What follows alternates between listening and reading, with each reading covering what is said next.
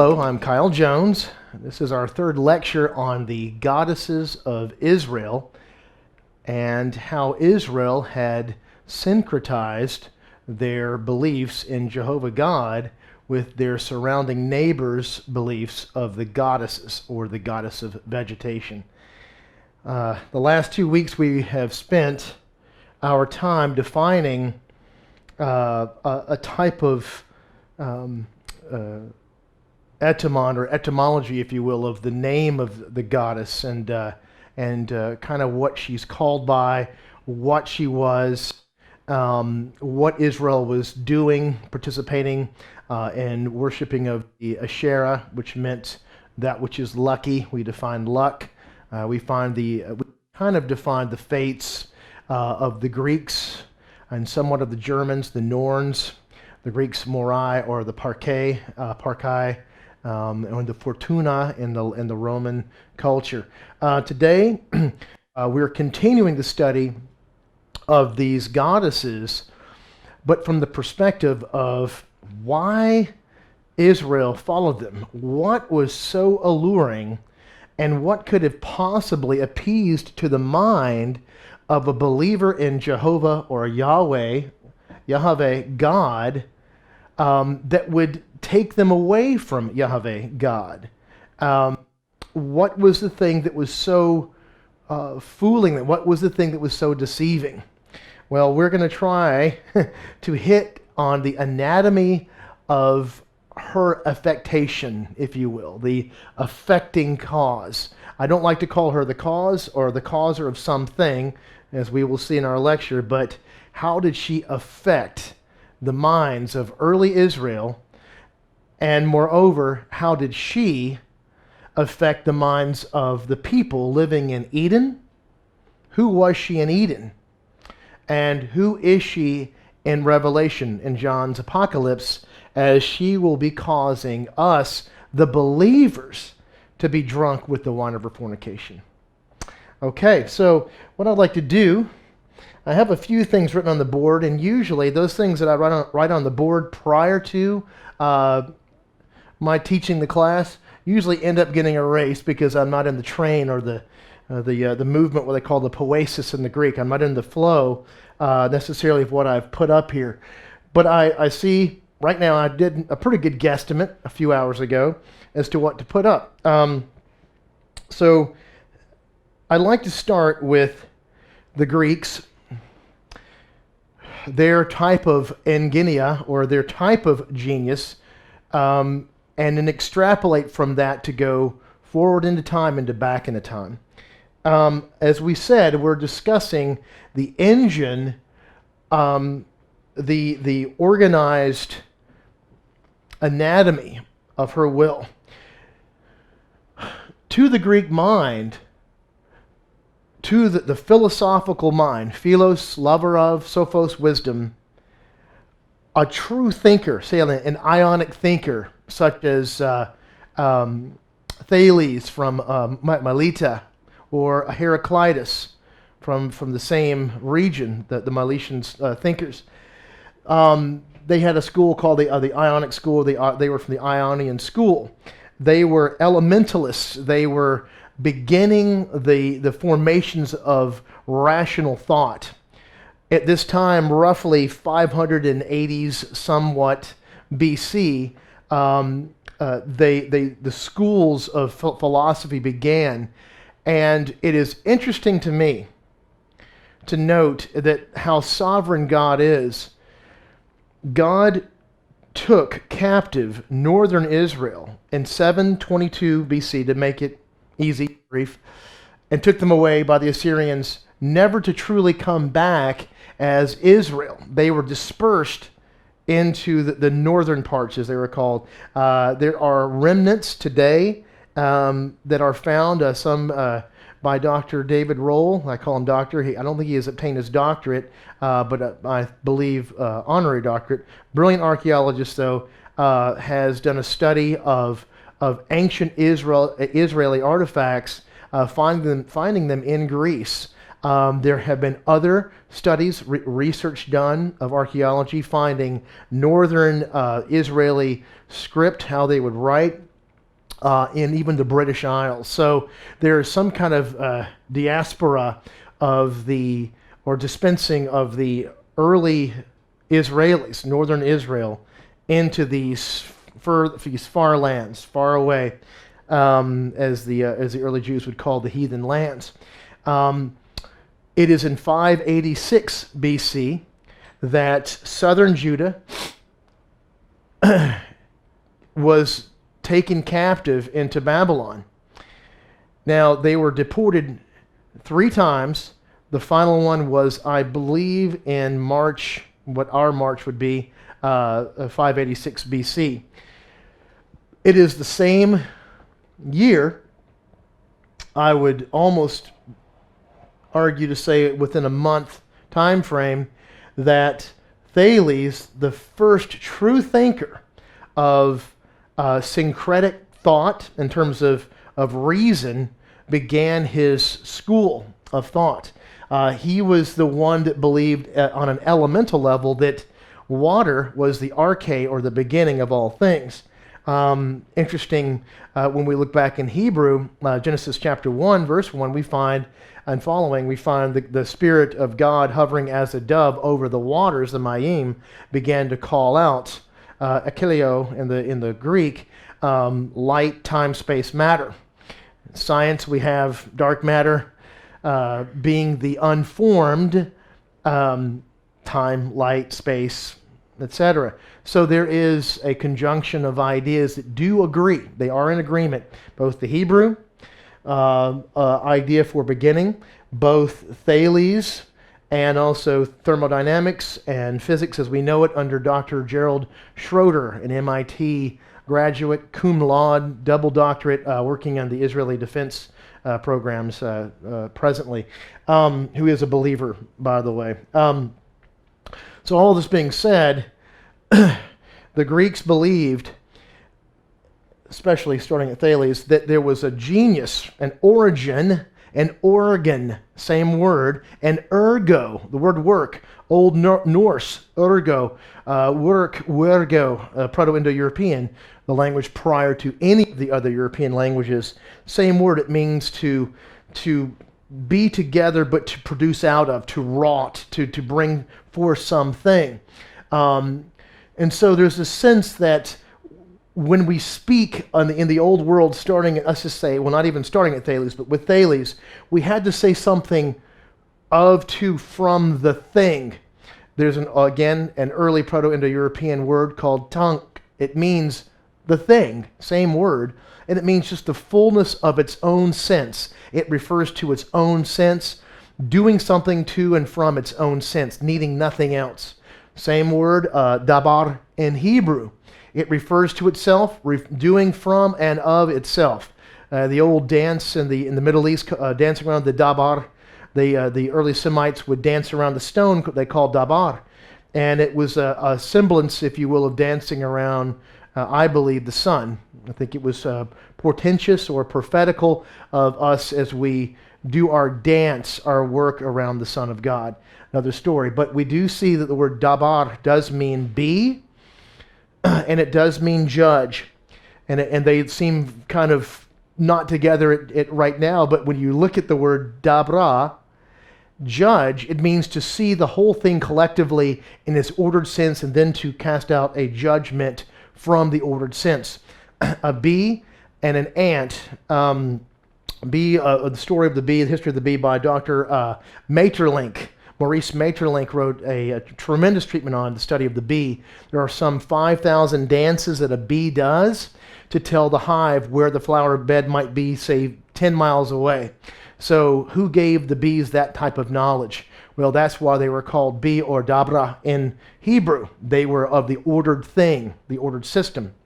So, again, engine of thought. I'm going to go ahead and erase some of this stuff so that I can put more things on it. But I'd like to say that since I'm here looking at this, let me go ahead and get this one out of the thought. Okay, I'm going to erase this right here. Looking at this, Heraclitus brought up a very good point. How do we have a reference point to what we're saying? I like this term. If you can look at this one, ethos, anthropoi, daimon, or daimon. It means, the better translation, I believe, was ethics. How do you handle something? Manus in the Latin. Anthropoi, that means mankind. How does mankind practice ethics? Or how do we handle anything? We do it through daimon. Now, interesting word.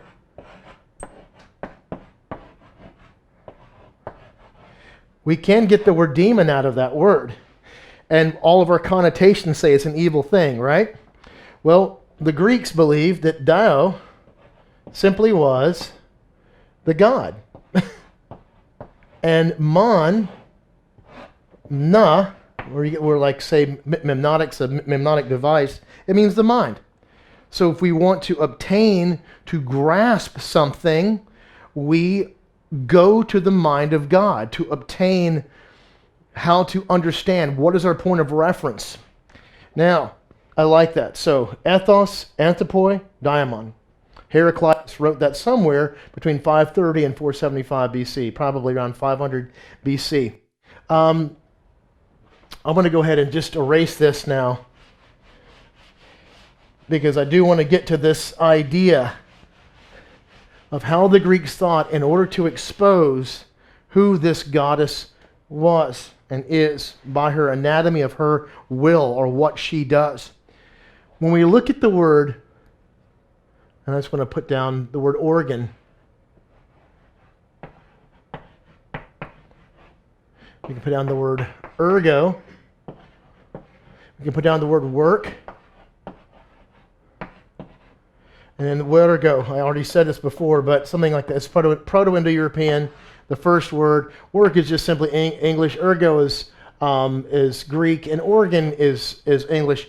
But they do come out of the same sense. It just means something that is together, working as one organ, one function, like a rhinoceros. It works as a rhinoceros. It doesn't work as partial giraffe. It is honest. It refers to its own rhinoceros essence. It's ontic referent. Ontos means being, who you are. Esse in Greek, it's just being. There's nothing else but the being, the verb, the pure, unmitigated, unmatched, unchallenged word to be. These are the ideas in the Greek mind that when you speak, and I say that for the Greek, the good early Greek mind and the Hebrew mind, they had to speak to the image of the idea, to almost the mental pictogram, in order to make sense and make trueness out of something. Again, we're defining a clean engine, how to filter out who she was, or anything for that matter. But watch this. Here's an example of something. And it's going to take a while, but I'm going to show you how a Greek mind would think. Okay?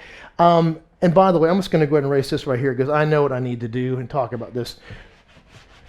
If I told you, if I started to talk to you about, do you have free will? Or if I were to say, or ask the question, what does the goddess do? If I were to say, what is pain? If I were to ask, what is pleasure?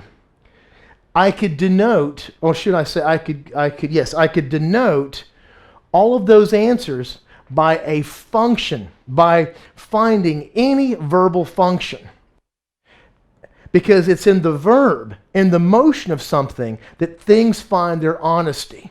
Okay? So, watch this. If I were to talk about archery, now there's an argument etymologically. Does archery come from the word arc, meaning the bow, the bending of the bow? I believe it does. There's your arc, and then the practice of it. But to discuss the anatomy of motion and who she is, let's start with something called the toxon. It was the one who shot the arrow. Now, we might think of boy Cupid as being the sun, the male heir who penetrated through the doctrine of her mother Venus. he was shooting eroticism. He shot the arrows randomly, if you read, and somewhat in a peculiar sense, he did aim for certain people, but without a true substantial reference to say, I'm going to shoot this for a reason because I am a god. He was a demigod, but he shot, as the Hebrew word kasil means to be, as an idiot. Not stupid, but to see what you see and what you want. Kasil meant the one who inseminated everything, sprayed everything. I know it's got a little bit of a dirtier connotation to our Western mind, but Kasil meant that to the Hebrew mind, someone who just didn't think about his progeny, did not think about the effect of spermaticus logos, that which has an ordered sense as it is shot forth. The Greek word for archer was the word toxon, the one who would receive the glory. They pulled the bow back. There's the arrow. And they would receive doxa. Now, doxa and toxon are the same word. They come out of the same thing. The toxon was the shooter. The doxa meant glory. The one who hit the bullseye would be the one who received the doxa. You might have heard the word doxology, the hymns of praise. Well, that's where it comes from. But to the Greek mind, they knew better than to say he was the one who did it. As we'll discuss in some of the writings by Plato, in a particular passage called Cratylus. The toxon, this is an engine of thought. Keep in mind, genius, the joining of the idea, would aim for the bullseye.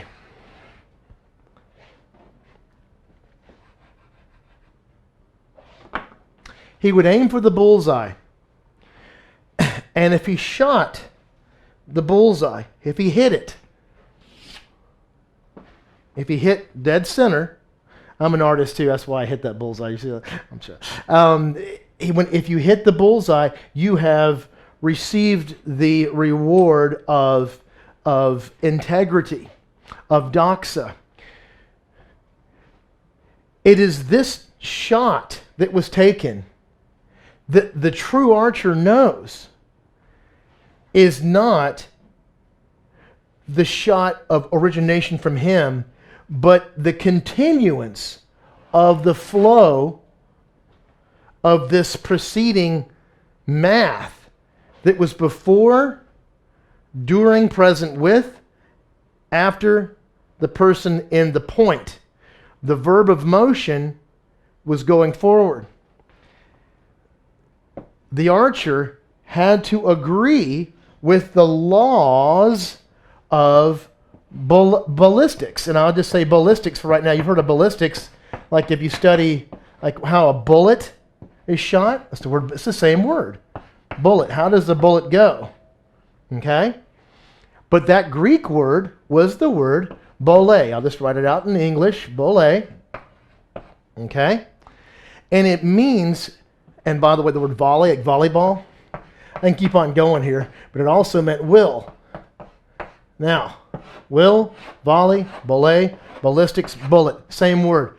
Wa, va, ba, ba. Okay?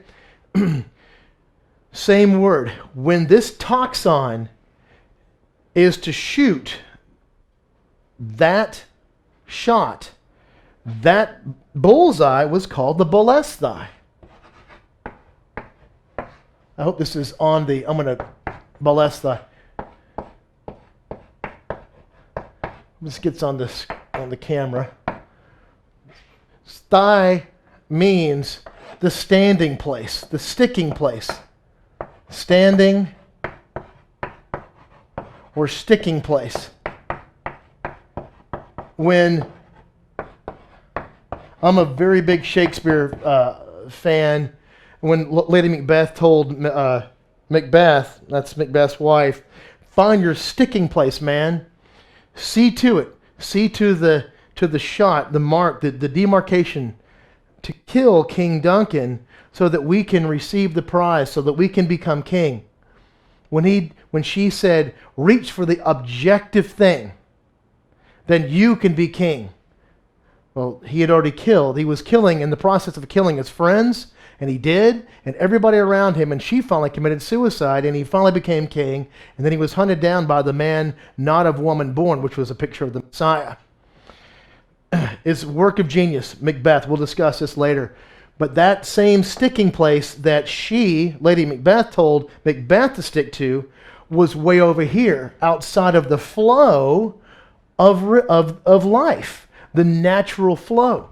Well, check this out. So we understand now that this motion that goes to the bullseye, or the bullseye, that's where we get our word bullseye from. And there's actually another English take on that, but I believe the origin of that is the bullseye is from bullseye. This taxon had to be in agreement with the will to the only option. There were no other options. If he is to receive the prize of glory, he is to be absolutely free from hitting the miss of the mark. Therefore, he was bound to hitting the mark. Therefore, he was free from error and bound to hitting the mark. That is the word free will.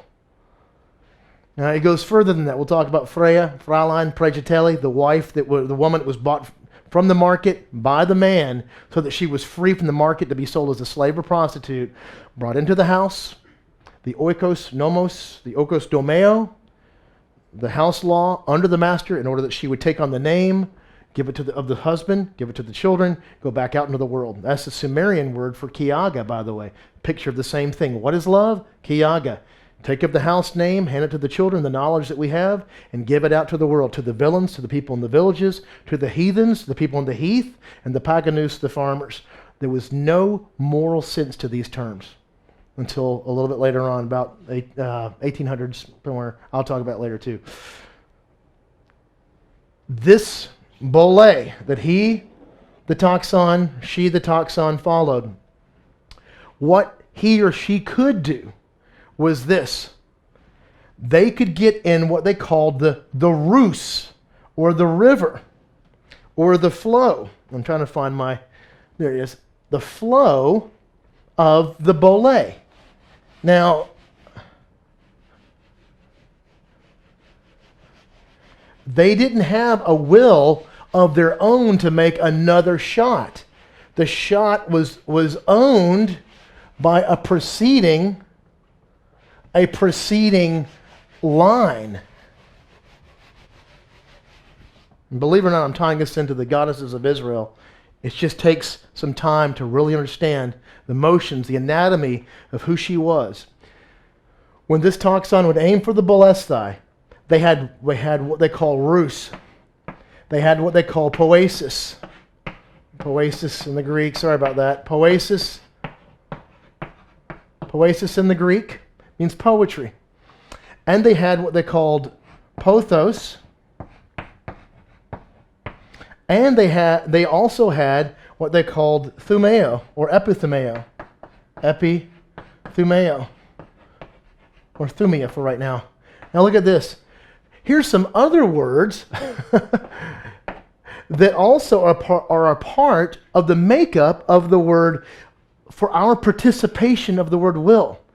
We are so simple. We have so simplified our understanding of will to say, oh, you got free will. That we have, I defined a long time ago, I defined the word free and the word will. I came up with around 66 terms that were all distinct from each other that defined the word will.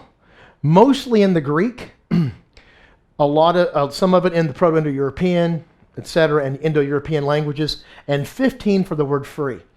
Now, which cocktail combination of free and will are we saying? Because if we're going to say free will, we have to have enough bank of knowledge to know what we mean to make distinct categorizations, juxtapositions of one word for the word free and one word for the word will. Which one is it? Because if you can't tell me, please don't tell me free will and some English blanket. Okay? Not being angry, I'm just saying. So, this taxon participated in the boule that preceded that taxon, that shooter, that archer. They had the poesis, the poetry, which everything was in flow. That was Heraclitus's idea, that all things were in flow. And that was why I did write him up there on the board too. He also believed the element was fire, by the way. And he believed the origin would be fire from the idea of purity for the shot. Thales believed that this archer, his true ontic referent was from water. As all things were elemental, it came from water. So there was a sense to flow in that sense. But it was the rus, the river, the flow, and where we get the word poetry, uninterrupted, unmitigated again, unperverted, pure, true thought. A true musician plays, say, jazz, by listening to the honestus, or the honesty, the thing that doesn't have any pride or casting of shadows. They play to the motion of the music, listening, breathing, feeling the heartbeat of this thing, this motion, this movement, in order to have an honest dialogue. Honestus means just to be flat, not to create any kind of shadow logic by creating mountains on a flat plane. So we could follow the flow. The rus was nearly the same, but it was like understanding that you have somewhat of a space of motion that is not in perfect line, because we're animals. We're not perfect in our line or symmetry, but our best attempt to understand and to distinguish perfection of line and our calibration to the perfected line. That's somewhat rus. And that even involves the mental persuasion idea and physicality in body and spirit. So that can be broken up into more parts too. The word pothos, it means the desire. Like, why are you there? So I could put down desire. It just means that which I'm been longing for. And epithumia means the passion for it.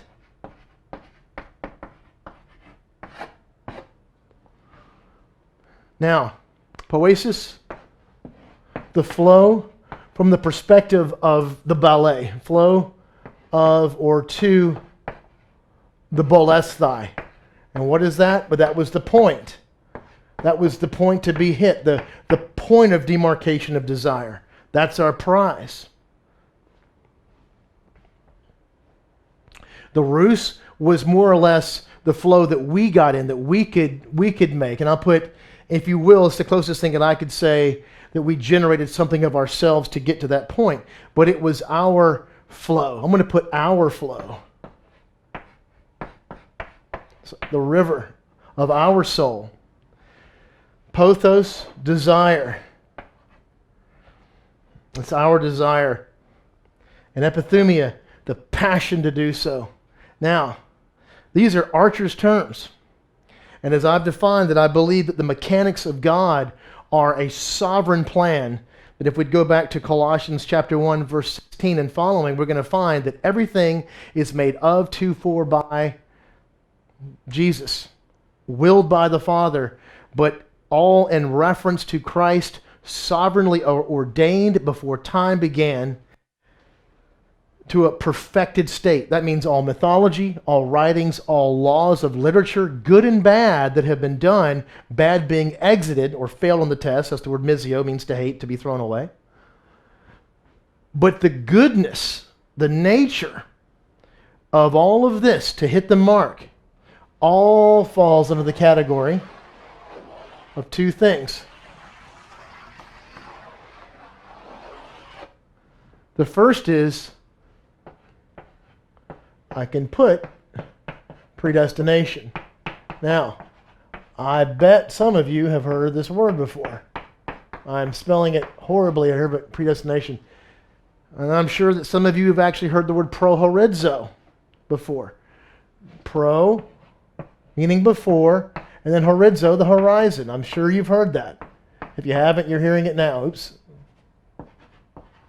It just means before the hour, before the arch. Matter of fact, the word arch can come out of this word. I'll bring it up later in Grimm's Law and show some Werner's Law and show how that word, I believe, comes out of that term, horizon, or just simply arche, the beginning. But there's another term that even before the horizon, God had established all this. We do find in Dr. Gerald Schroeder's work, again, the MIT graduate, double doctorate, he has proven that at the singularity, as it exploded, as we have an echo to prove this happened, there was a flash, before things went into, as hot gases, into what I call the logos, the orderly arrangement of mathematics, present as God or of God. That flash, Dr. Gerald Schroeder believes that everything that would happen from that point to the end of the world, whenever we meet thermodynamics, was established in that flash. If all energies that be were in that flash, as Dr. Gerald Schroeder said, that means all energies of love, desire, relationships, salvation, the communication of mankind, intelligence, coherency of thought, that was in that singularity, that flash, and can be accounted for somehow, somewhere, sometime, if there be a time left. So we do know by the laws of physics that predestination of all things for the glory of Christ was actually present, accountable for at that flash, right past the singularity. But I believe there's something bigger than that term. And I believe it's the word gamos. Gamos. It's where you get the word marriage from. I believe if we can understand the Bible as a marriage contract, marital terms, I believe we're going to understand the Bible. We're going to understand it from the mechanics of predestination, but the joy, the love of gamos. And by the way, gamos, the root of it, comes from a guttural and a nasal.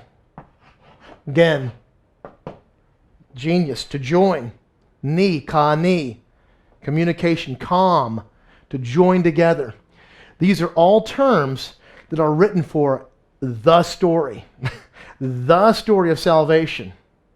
And all of the error that has to go in there, not made of God in the sense he screwed up, but in the sense of the story as how it makes sense to us, a time-bound creature, that we go good and bad because God also ordained the fall. And the curse was Eve going, now I understand good and bad, where I had just understood good before, and the perfect shot and the perfect thing. Now, all that said, let's go back and define what she was doing. I'm looking at all my notes. I couldn't possibly get to 1,000th of them. I just simply, when I try to even step in front of this camera, I'm so overwhelmed. I don't even know where to start. I never will. And I just feel like I can't get out a millionth of what I want to really say. Again, this is an infinite word. It's just so beautiful. It's eternity in our time. And that, whether it be a paradox or not, it's here. And here's the toxon, pulling back the bow. There's the bullseye. If I can find that. Here's the bullseye. The line, the shot that goes to the bullseye. And the shooter, the toxon, sees something beautiful over here. I'm going to draw the most horribly looking beautiful girl in the world. This is Helen. Hellas means beauty in Greece and Greek, and she's got a fine skirt on, and she's got her Converse sneakers on over here, and she's saying, "Come hither," you know?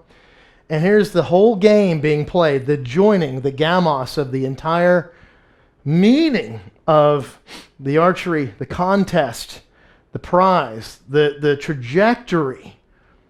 Jactare in Latin means that which shoots out. Is it going to shoot out with intention, coherency, or is it going to shoot out as the Hebrew kasil, just anywhere? Or as Cupid, which is our point. The shooter looks at that, could win a prize and pay for his family's bills that month maybe, and he looks over there instead and goes, oh wow, what a beautiful girl, and shoots for her to try to obtain her. There is no meaning other than the object that he was looking for. Off jactare, off the throw. Object. Objectivism. Vism. Objectivism. The subject is that you are bowing to the sub jactare. You are under the rules of its throw. You are in the subject. Even that's supervened by the ballistics and the will, but nonetheless, the terms are the same. You have the subject of making the shot. That's the subject. And all of a sudden, the shot goes out of the game. You don't pay for your family's bills this day. You've won the prize, but you skimmed your neighbor's hat off, and you shot maybe the baby's arm, and you get to the prize over here. And when you get to her and you find out that she's not God herself, and she's got her own set of problems, and she's kind of like your wife or your girlfriend or your boyfriend or husband, and she's not any really greater than the next person, now you've got to restart, recalibrate, re-begin from this point. But now you've made a joining, a union, a gamos, a wedding, a betrothal to her. And not knowing the subject of where her mind is coming from, you've got to come or join with her mind to go from there to shoot out into the world with that type of meaning. What kind of meaning is that? I don't know. And you didn't know. And I didn't know. We did know this. We had a home. We knew our meaning. We knew our place. We knew the beauty of the game. And we shot out from our roosts. We exited that roost to that, and we created exit in the Greek, roost. I wonder what that word is. Eros. Hence, that means to shoot what you will for the object versus the subject of gamos. Pothos, epithumia. Pothos meaning desire, epithumia, the passion, the enjoyment, the French jus, the play of it all. The will, the true shot, the honesty, the integrity, and the poesis, the beautiful flow that we are joining. They're all under marriage. And under marriage, we can have a beautiful flow to the target. But when we dissolve marriage, when we dissolve the gamos of you and that person, that we have a good subject, God, to shoot out from, as the Sumerian word kiaga. Again, the pictogram was God reaching into a house, the parents receiving, them producing children, and the children taking on that message from God initially and out to the world. That's now blown up. It's shot up. So we have taken another prize. Eros. Well, it is in objectivism and trusting of another thing that we find Israel was being caught up in. They looked to the object. They desired the tree. You find it in the Garden of Eden. Don't think that that tree theme just goes away and doesn't pop up as the Christmas tree. You find the Yggdrasil tree in the Nordic poetic Edda. The Yggdrasil tree was where the Nithgard stayed, where the Norn stayed. The three fates. And if you remember, the god of the tree, Odin, or Othin, lived at the base of it as well. And he shot out of it to bring judgment. And we remember the Sleepy Hollow, the legend of Sleepy Hollow, and of the headless horseman lived at the base of the tree. There's a great movie. You should check it out with, Johnny Depp, called, the the Legend of Sleepy Hollow, you'll see the headless horseman coming out of the tree. That's the tree of judgment, the tree of good knowledge of good and evil. You find the hulapa tree is the tree of judgment in the text of Inanna. So it's this same tree theme. Now there's an incredibly deep study on the different meanings of the different woods found in Gaelic and Welsh and Brythonic mythologies. I would say to you, be careful of not getting led too far, but Robert Graves' White Goddess goes into a formula of the different ashens, the woods, the oaks, and what they mean. And there's some kind of formula that goes back as far as you can at a time in terms of the meanings of trees. Now, I say that he led himself straight out into myth again and wasn't concluding with anything theological, but he was a true scholar, and he did a tremendous work with the Greeks, and he knew his stuff on that level. So I would definitely check him out. But it is in this sense that we have a different type of knowledge, that we now do not look at the subject of God's love in marriage, but we look to the thing to say good, bad.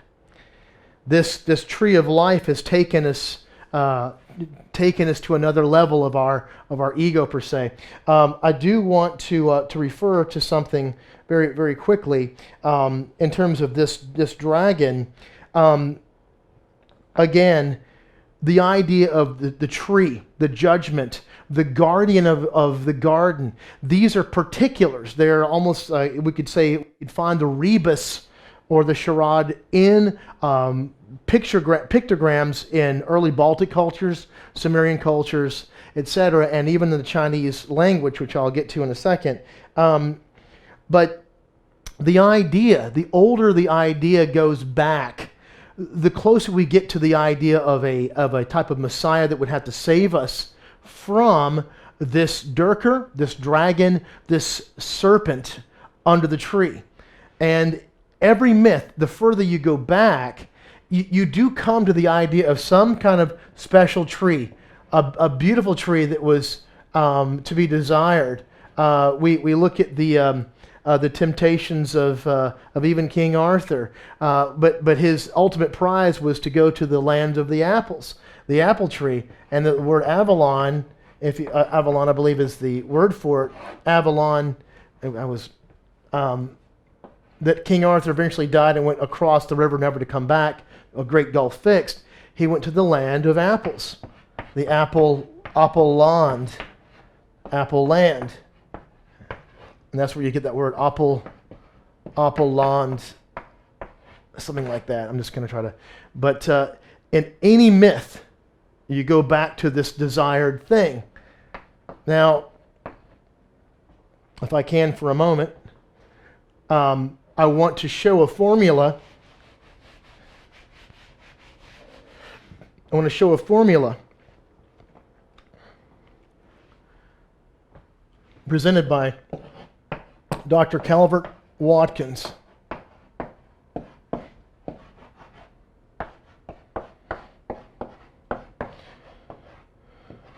Excuse me.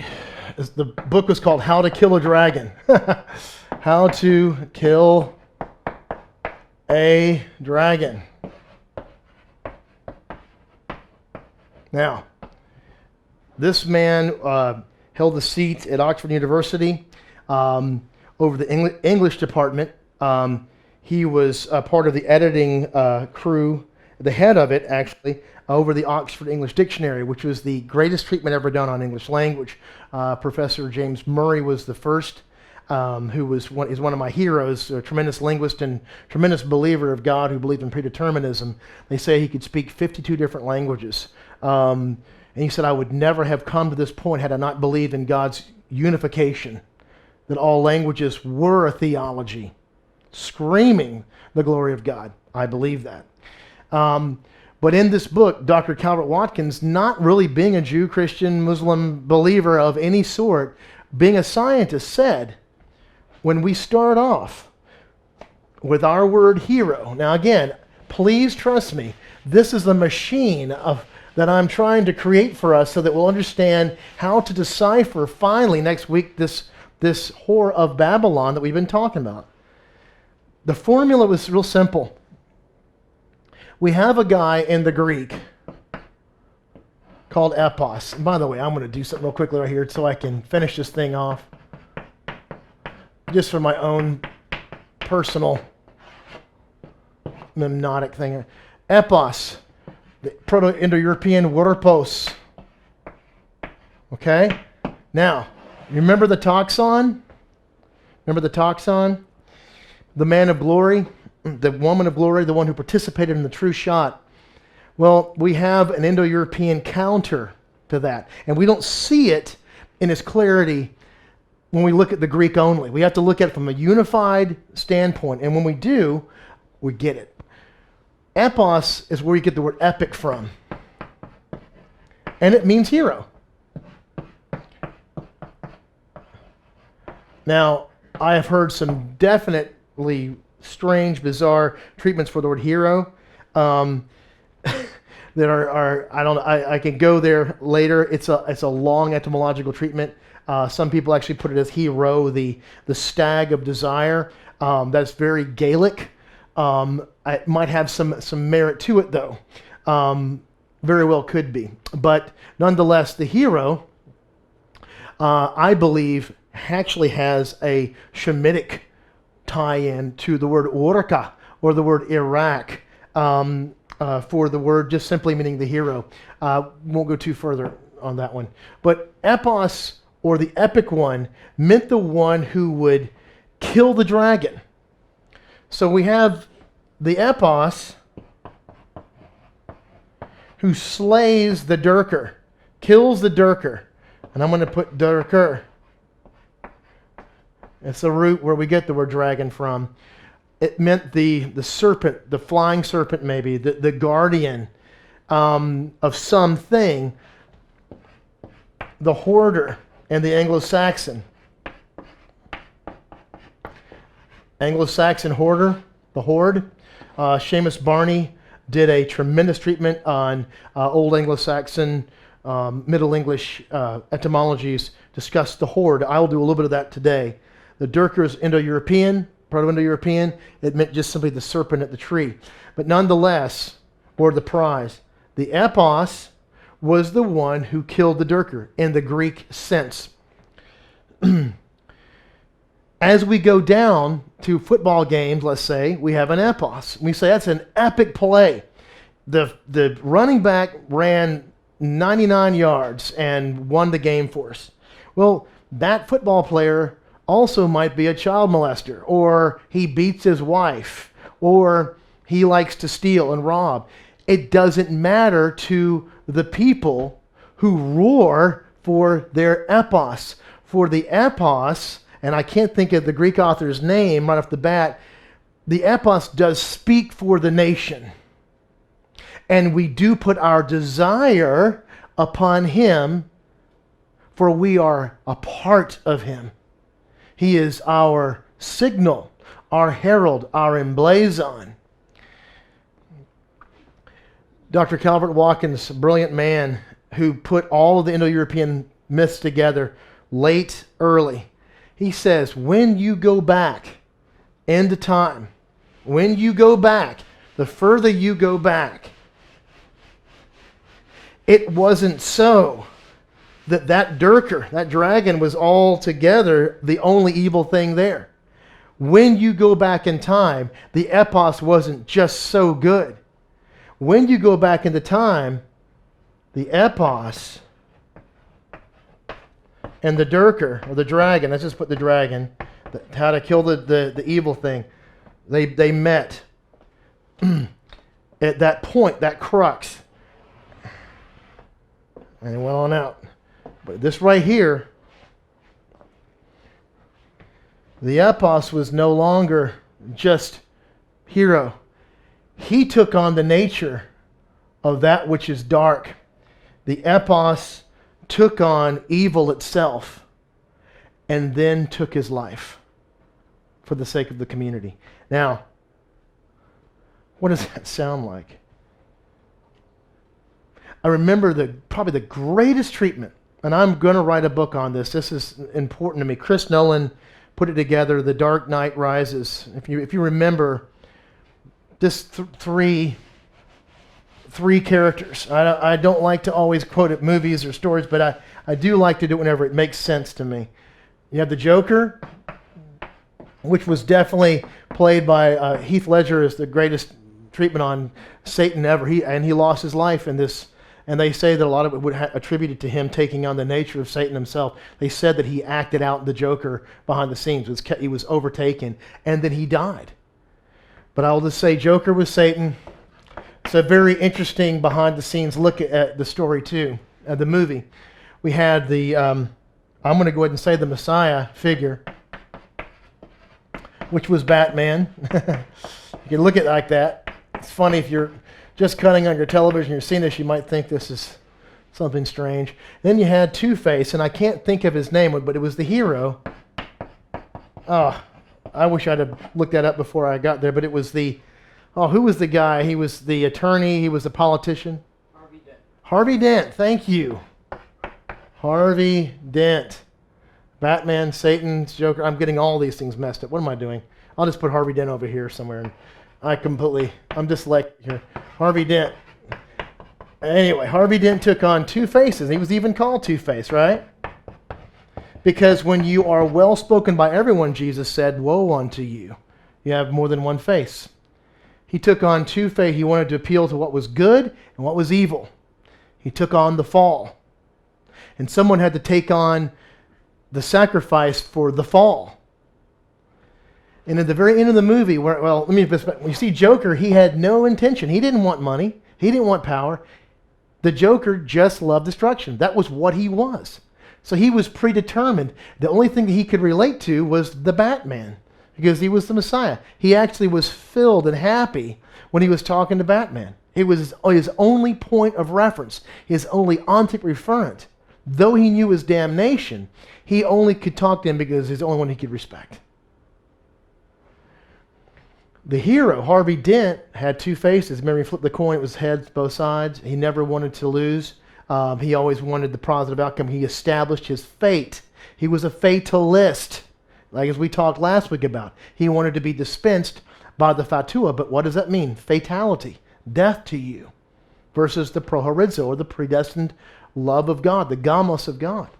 At the very end, the complexity of the movie brought us to this point that the Messiah, the Batman figure, had to be hated upon in order to keep the crowds subdued. They had to make Harvey Dent the hero.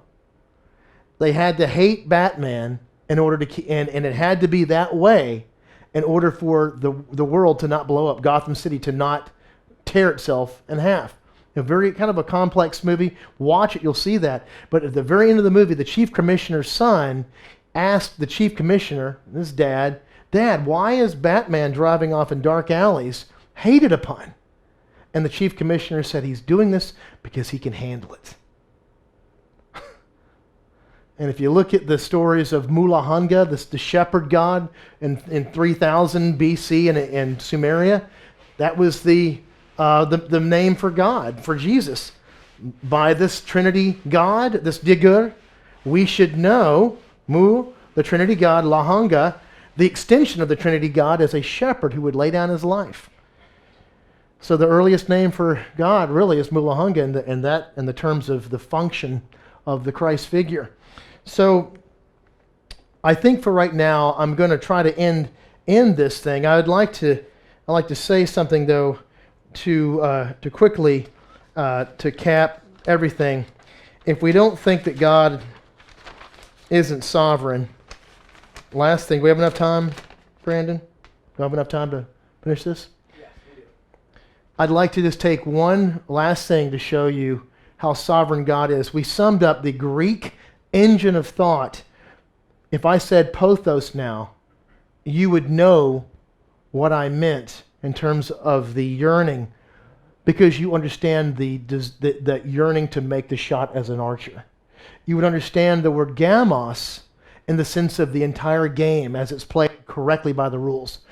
You would understand eros in the sense of how the game is played as the archer, because we shot outside of the rules. We'll understand will, because we understand the shot, the ballistics will goes to the bullseye, and we are to get in the poetry or the poesis of it. We understand poetry now much better because we understand the full collective genius, the joining of the word archery and all of its byproducts. But if I could for a second, I could go back some, I guess, 1,000 to 1,500 years at least from the Greek community.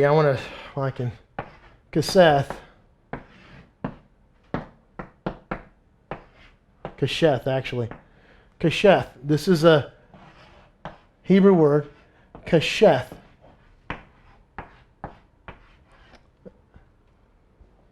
If you don't think God is sovereign and he doesn't put letters and orthographic signs together under his sovereignty, you're dead wrong.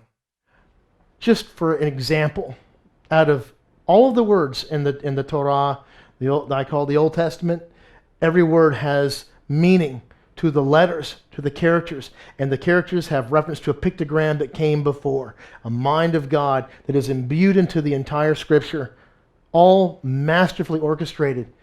This word kasheth means the bowman or the archer. The bowman or archer. And of course that was what we've been using, so let's use the word archer. I'd like to show you how sovereign this is.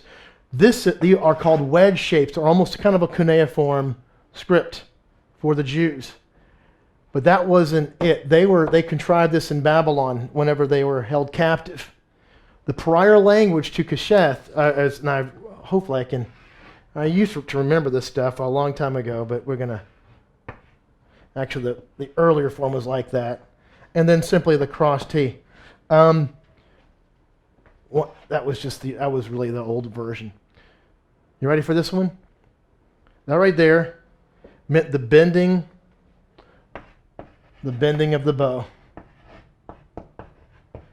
Bending of bow, the bowstring. That means that it had to have energy, that itself it pulled back. Our divine archer is God himself. He's seen as Sagittarius in the stars, the archer, the kasheth. That means it has intention. That's the first pictogram for the word kasheth. This one right here means the teeth that bite and pierce. It means to pierce, to bite, to penetrate. And that's really the word I'm looking for. To penetrate to a point. But penetrate is all it said.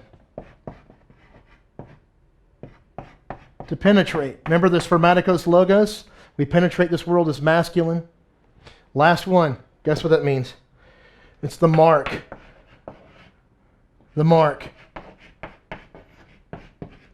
The bullseye. That's it. That was 1,500 years before the Greeks even were a thought. That to me puts me in a different category of thought when I see this. I went through Genesis, the first chapter, about a year ago, and I went back to every pictographic rebus of every word in the Torah, in the law, but in Genesis. Every letter supports the word, and every letter that supports the word supported an idea prior, and every word and every letter that support each other support the story. There is not a human alive that can write like that. This is not. I should end it with this one. I don't even know how much time we have left. Brandon, I'm on film. You tell me, how much time do I have left? Keep going. Okay. I think this is a good finalization, but I want to go further. I'm going to show you how far God reaches. I probably won't have time. But if you remember the fall again, the age of innocence when Eve and Adam took of the fruit, they took of the fruit. The Germans call the guardian of the tree of knowledge of good and evil the hoarder. the Durker that hoarded, they said, I have knowledge. It's mine. But if you take it from me, if I dispense it to you, if I morai, remember last week, the fates that gave under the aegis of Hecate, the dark witch, the triad, if I dispense to you riches or knowledge, you got to follow my system. You got to be bound to my system, and you got to shoot like I tell you to shoot. You find the same type of thing. If you do this for me, I'll do this for you. It's a deal between people. We don't make deals with people, mankind. We make with God. I love this little pictogram. I used to speak Chinese pretty fluently. I worked at Chinese, not fluently, but I could get by with not being killed in a Chinese restaurant. How about that? But the pictograms were a bigger challenge. What interests me was the earliest ones. This is the word lung in Chinese. Just reaching out, a boy reaching out under a dragon. It's not just a boy, it's an innocent child. And this word lung means to grasp or apprehend. Now this is something I love Dr. Ethel R. Nelson's work on the Chinese pictograms and how that we see Genesis 1 through 10. I've taken on that study with different scholars, different etymological treatises on the Chinese language. I love this concept because it is a child reaching out, or an innocent reaching out to a flying serpent, a dragon, to obtain knowledge. So when we look at to grasp, to apprehend, versus being in the thing, that's the system of knowing now. And it's that curse of Eve that we know versus being in it. I see now, I can make judgment, I can apprehend, I can grasp. God doesn't tell you to try to apprehend me. He doesn't try to, he wants you to get in him, and then he'll generate thought. I think that's beautiful. And I think for next week, we should discuss the word witch, the word wit. The Greek word eido means to see. The Vedas, the Rig Vedas of India. Video. It's all the same word, by the way. Proto-Indo-European German, Italian, Latin. And the root of it is some sound and some harder consonant, such as dental. Id. Video. This right here, that's a mark. Wit, as in the witch, wit.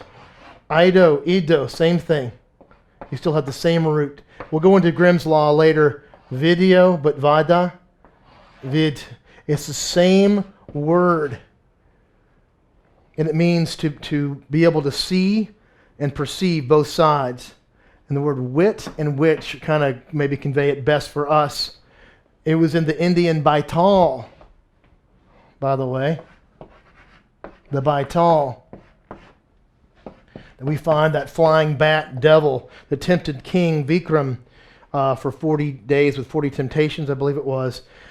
And he overcame this Baital, the witch, and became king, the Raj. So we find that story written around about 200, I want to say BC. But these were all pictures of the Christ to come, because the entire world was looking for the Christ. We are to overcome wit itself with the gamos, the joining, the genius of God, to go into him and not be far darters, not to be looking out there the objective world, but to be in the subjective flow of God's gamos. And that will clarify our thoughts and keep us pure from this witch, this great harlot, this great whore of Babel, with no ontic referent, just objectivism. For today, I think I'm done for the mechanics and the anatomy of will, and using this machine to start to put in or input terms that she is to show where she lands. We're not in any way finished, but I thought that might be an interesting little excursus to go to these words. But for today, anyway, I'm Kyle Jones. God bless. Keep it in Christ. And you can't go wrong. So thank you.